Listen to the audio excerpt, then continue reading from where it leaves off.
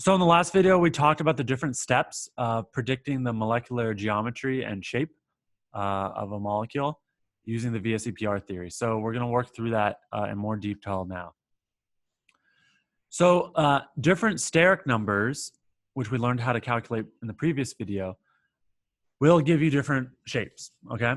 And so remember, this is all based upon the atoms and lone pairs being as far away as possible. So if you have a steric number of 2, that means you have 2 things, meaning atoms plus lone pairs on the central atom.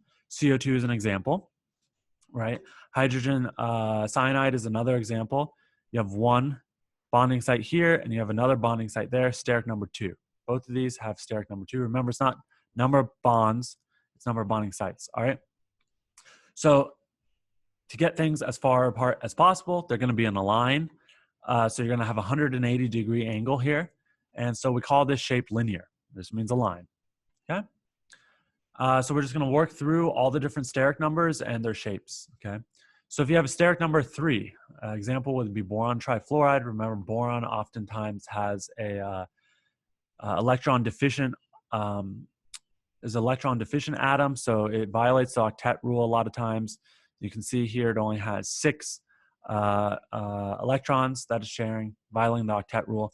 But the steric number is 3, right? 1, 2, 3 bonding sites, no lone pairs on the central atom.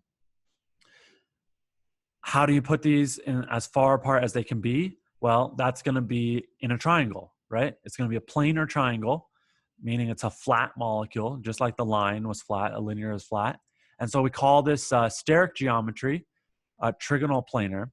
And the shape is also going to be called trigonal planar, okay?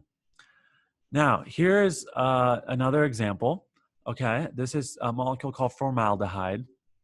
And you'll see here that it also, steric number 3, has 1, 2, 3 bonding sites around the central atom carbon.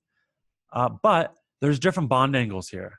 For an equilateral triangle, right, a triangle, it's 120 degrees. That's what you expect, 360 divided by 3.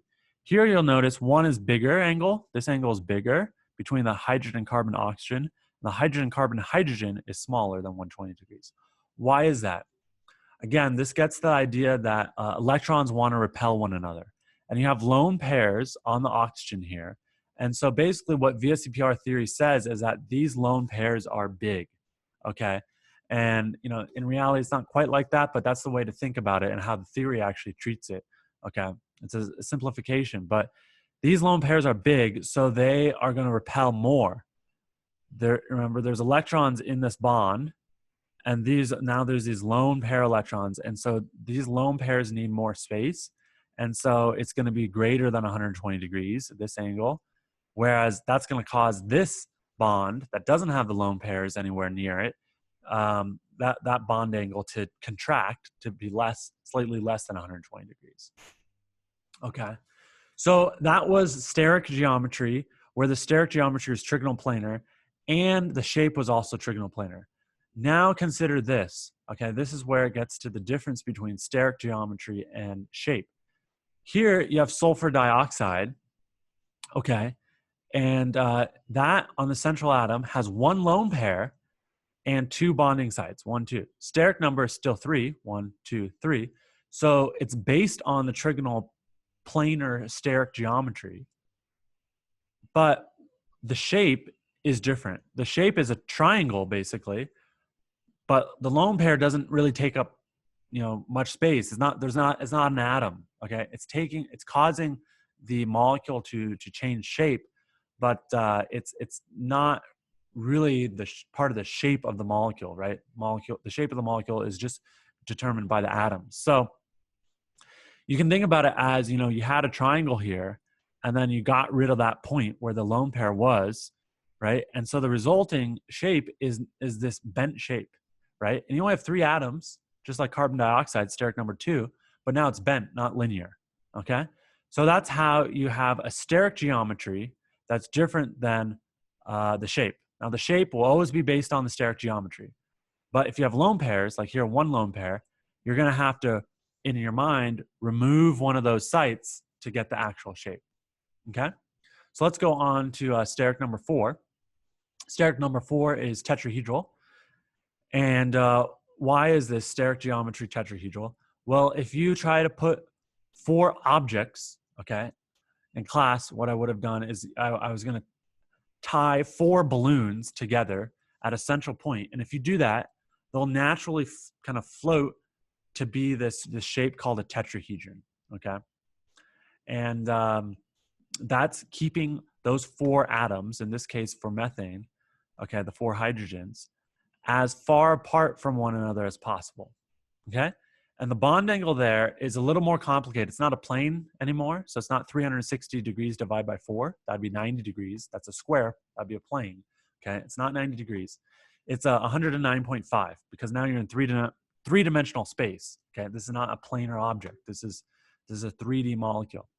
So anyway, methane has 1, 2, 3, 4 steric number, right?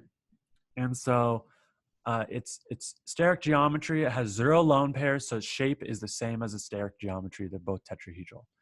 Okay, what about if you have 1 lone pair but steric geometry of 4, right? Still, you have 1 lone pair and then 3 bonding sites, steric geometry 4. Your steric geometry is going to be tetrahedral, but your shape is going to be what's called a trigonal pyramid, trigonal pyramidal. This is like the tripod molecule, okay?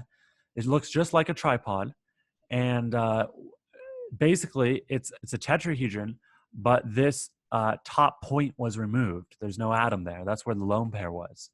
And so you end up with trigonal pyramidal. And in this case, you can see the bond angle is less than 109.5. It's close to 109.5, but it'll always be less for a trigonal pyramidal molecule. And the reason just follows as before. You have a lone pair. There's a lot of static repulsion there. Remember, I said the lone pairs are big.